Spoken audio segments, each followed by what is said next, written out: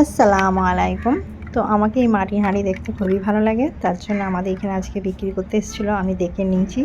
৩ টা হাঁড়ি নিয়েছি। খুব সুন্দর লাগছিল আমাকে হাঁড়িগুলো দেখতে।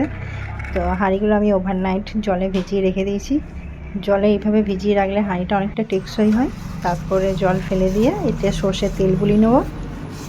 পুরো হাঁড়িটার মধ্যে সর্ষের তেল বুলিয়ে নিতে হবে, তাহলে হাঁড়িটা অনেকটা টেকসই হয় আর ফাটার ভয় থাকে না। তা নাহলে আমরা যখন হাঁড়িটায় রান্না করতে যাই তখন এটা ফেটে যায়। তো সমস্ত হাঁড়িতে আমি সর্ষের তেল বুলিয়ে নিয়েছি। এইভাবে রেখে দেবো, তারপরে রান্না করব। হাঁড়িগুলো আমাকে দেখতে খুবই ভালো লেগেছিলো, তার জন্য আমি নিয়েছি। আজকে আমার বাবু বলছিল যে মা বালুশাই বানাও। বালুশাই হচ্ছে একটা বিহারের খুবই সুন্দর মিষ্টি, তো আমাদের বেঙ্গলেও খাই। তো তার জন্য আমি বানাচ্ছি। এটা ময়দা দিয়ে বানাই আর চিনির চাশনি করে চাশনির মধ্যে ঢেলে দেয়। তো ভাজা হয়ে যাবে যখন, তখন চিনির চাশনির মধ্যে ঢেলে দিতে হবে।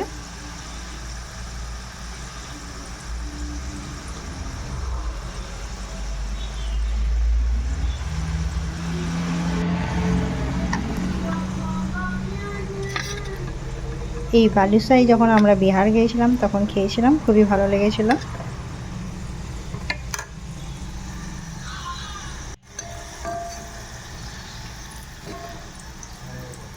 যখন একটু গরম থাকবে রসটা, তখন তার মধ্যে দিতে হবে। 5 মিনিট ডুবিয়ে রাখলেই রসটা টেনে নেবে।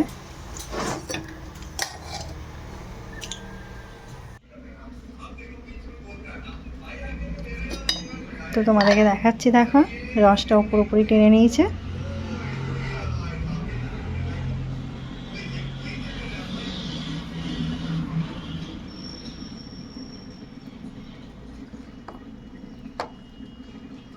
রসটার মধ্যে পুরো ডুবে গেছে। আর বাবু বলে স্যান্ডউইচ বানাতে, আর যেহেতু রোজাও ছিলাম ইফতারি করার জন্য, তো আমি ওদিকে স্যান্ডউইচ বানিয়ে নিচ্ছি। আলুর পুরগুলো পাউরুটির মধ্যে ভেবে নিচ্ছি, দিয়ে বেসন দিয়ে ডুবিয়ে ছেঁকে নেবো।